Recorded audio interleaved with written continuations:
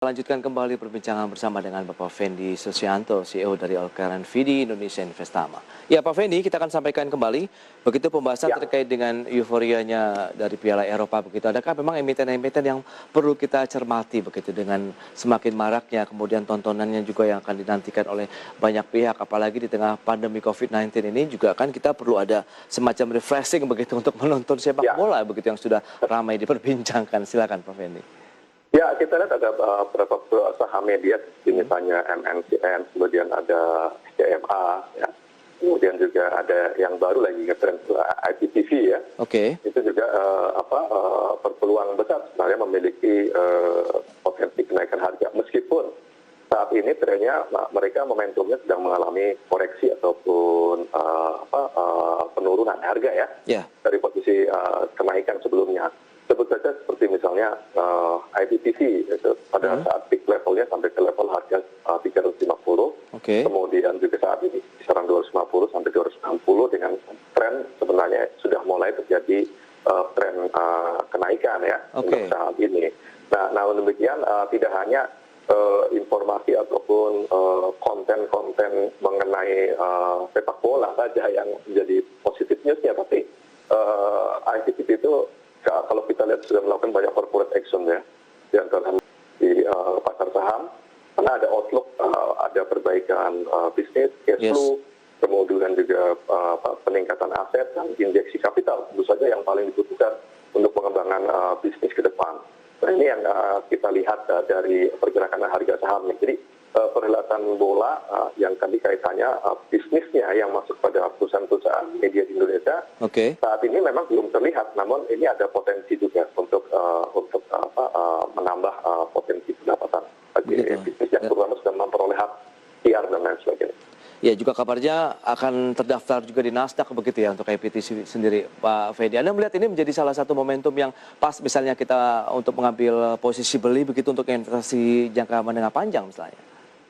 Ya, sebenarnya kalau kita lihat dari fundamental saat ini, ya, saat ini sebenarnya juga relatively cukup atraktif juga sih sebenarnya kalau kita melihat book value dari IPTC kan kurang lebih sekitar 175 per share, ya, dengan harga di kisaran 250-an, tentu saja ini book value-nya kurang lebih sekitar 1, atau 1,7 kali, ya. Jadi masih relatif di-back oleh kondisi fundamental. Namun yang dilihat adalah potensi dari bisnis ini, ya. Jadi ada potensi peningkatan secara signifikan, terutama quantum leap melalui merger akuisisi, dan kebaruan-kebaruan baru itu akan dilihat, ya, dengan menggandeng atau merger dengan perusahaan yang sudah di Nasdaq, tentu saja itu memberikan dampak positif tersendiri, ya, bagi IPTC, ya, ke depannya. Kenapa? Karena berarti sudah go global, ya, di pasar global sama di Nasdaq. Artinya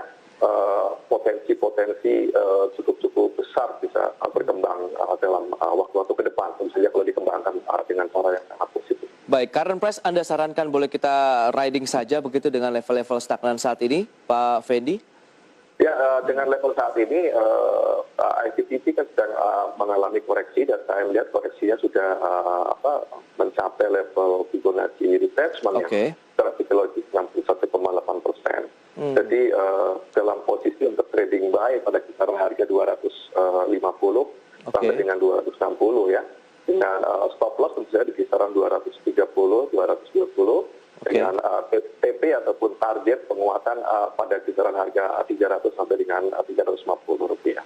300 sampai dengan 340 itu range, ya, untuk potensial upside yang bisa dicapai dari pergerakan IPTV ini. Baik, Pak Fendi, adakah mungkin ada media lain juga akan diuntungkan begitu dengan adanya euforia ini, atau bagaimana dengan retailnya tadi yang diuntungkan juga apabila ada penjualan merchandise juga, atau Anda 2021 kita akan sampaikan informasi emiten update ini yang sudah dirangkum oleh redaksi, Pak Fendi.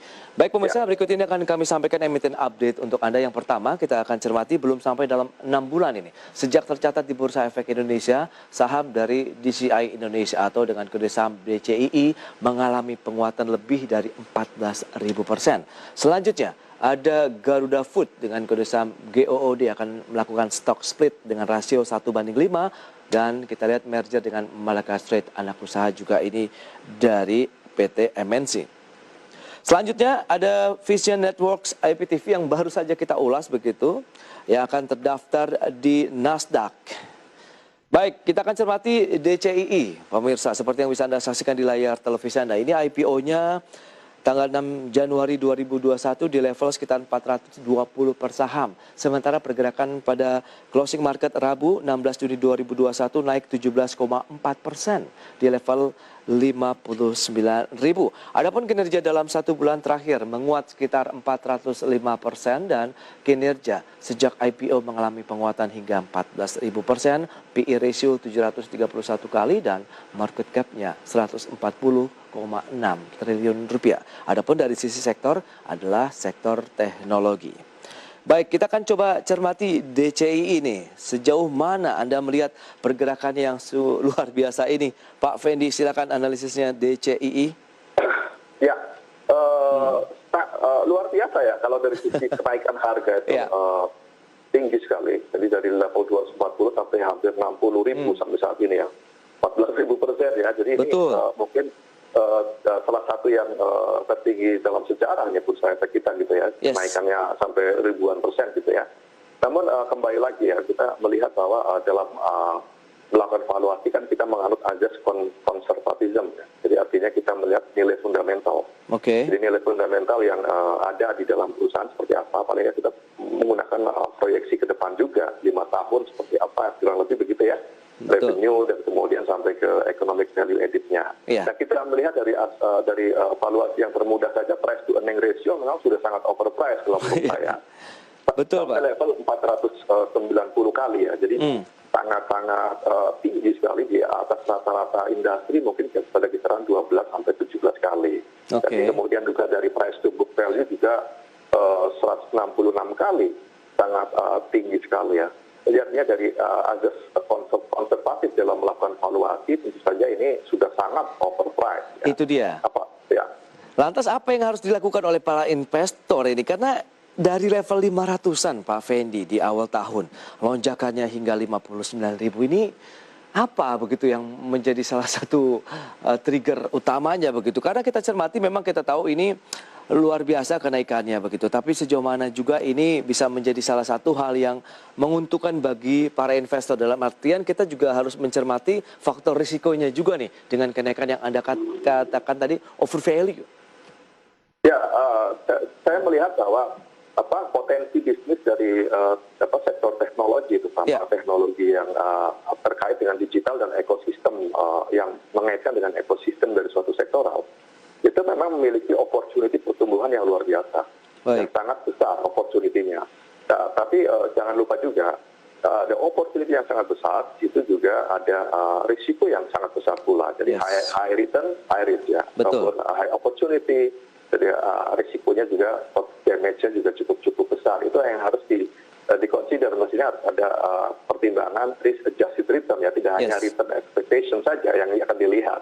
Jadi yang kalau kita melihat bahwa nampaknya investor harus hati-hati ya kalau menurut saya dengan kenaikan yang begitu signifikan, karena ini juga ada potensi besar juga mengalami penurunan yang sangat signifikan pula apabila tidak didukung oleh kekuatan fundamental tentu saja.